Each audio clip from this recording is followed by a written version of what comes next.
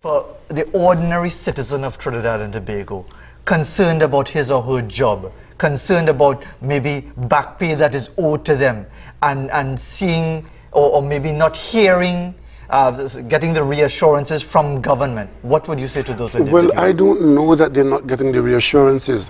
The back pay was due, as I said earlier on. Yes. Back pay requires finding money to pay, because when the money was offered and contracted, the money was not there, still not there.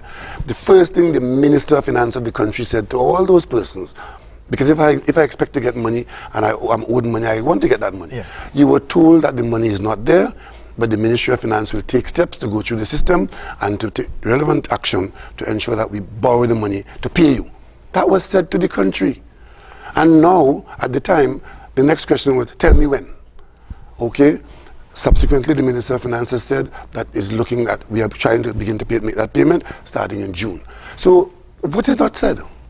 I suppose the detail. So people No, well, but what more detail is there? How much I want to get? Those will be on the pay sheet. You see, general statements are being made, but when you examine the facts of the generality, you will find that it is not as bad as it's being made out to be. And when you say information is not available, and I ask what information, like this particular issue, if you told when the money will begin to be paid, as a matter of fact, I think that it was said that the Defense Force personnel, they had to get, the public will get theirs first and so on. Because this is paying out $4.5 billion is not like going down the road and buying rice and coming back, you know. This is a serious undertaking. And of course, it has to be done in a certain way, especially when the money to make the payment was not there. Give us some credit. We are almost at the point of having the money to pay. So we've made some progress. Okay, but why is it so difficult? And this is the thing I suppose ordinary citizens struggle to understand at times. It appears to be quite difficult to get a complete grasp as to exactly what is the full level of indebtedness of the country. Well, we in the cabinet, we are finding that out within the 6-month period. What we knew in September is different to what we know now, because it's been a moving target, because many things were not upfront to us. For example, we've discovered recently that there was a series of serious borrowings in the publics, in the state enterprise sector, which had not been made known to the country.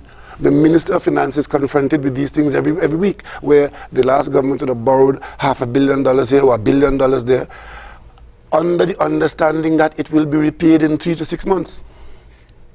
We told you that. Yeah. We didn't hide that. The Minister of Finance has discovered on many instances when we think this is a situation, the public servants come to him and say, Minister, we have this money coming up to be paid in 6 months. So money that was borrowed in June or August last year, $500 million, $1 billion to be repaid now. You know what we've been doing? The same government which is being said doing nothing. We have had to go to the banks and renegotiate those loans from short-term loans that the last Minister of Finance didn't tell us anything about to longer-term loans, because if you don't have money to pay, the next thing that's available to you is to extend the credit. And we have been doing that, not once, but repeatedly, as they appear out of the woodwork. Well, we don't know what's going to come up this morning as I speak to you, but in recent weeks and months, they just kept appearing, right? There's one state enterprise that we discovered had $500 million buried in the company, which was put there for the last election, but they didn't have a chance to spend it. Nobody told us anything about that. We just discovered it inside. And that's the kind of thing that went on. And instead of pointing fingers at this government for not doing this and not doing that, the very people who did that are out front telling you that this government is not doing this and not doing that. But we have to tell you what the situation is so you can understand why we are doing things in the way we're doing it. And are you concerned, therefore, Prime Minister, that more of these situations, more of this covert information will start to come out, and indeed the April 8th presentation might actually have to be adjusted even further? We can only go on the information that we have. And I said to you earlier on when we began that 6 months into government, we are in a better position than we were in September, because we have seen more. We've got more of the facts as against what we anticipated. And we have been able now to determine what are the options that we can choose. And of course, if the situation continues the way it is, it will probably require, and more than likely, that April 8th when we speak, that is not the final position, because when we go into 2017, the kinds of one-off payments we had in 2016 may not be available. When we did the budget in October 2015, we didn't lose the steel industry then. The gas situation, you know, a plant was closed down last week. 60 workers lost their jobs. When I looked at the information, you know what happened there? There were 2 of those plants in Trinidad and Tobago. The one that they closed had been having difficulty getting gas since 2014. Did you know that? No, I didn't. But you had a Minister of Energy who was telling you what a wonderful situation and how he was the best Minister of Energy in the world to get an award and so on, and that this thing was very temporary and it will be fixed by so on today. All of it was not true. Because this plant, since 2014, couldn't operate properly because it didn't have gas. Eventually, in 2016, they closed it down.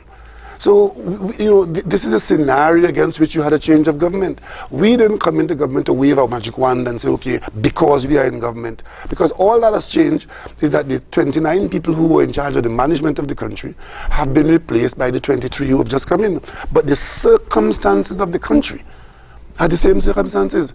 Those who went out knew more than we did. That's why when they ask us questions, we tell them, ask yourself, because you know, we are now finding out.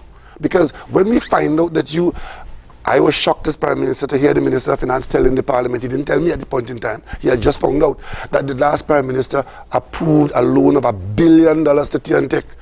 We knew nothing about that. I mean, I was in the Parliament, you were in the country, did you know that? No. Well, right, that's a fact. $1 billion TNTech was allowed to borrow. We just found that out.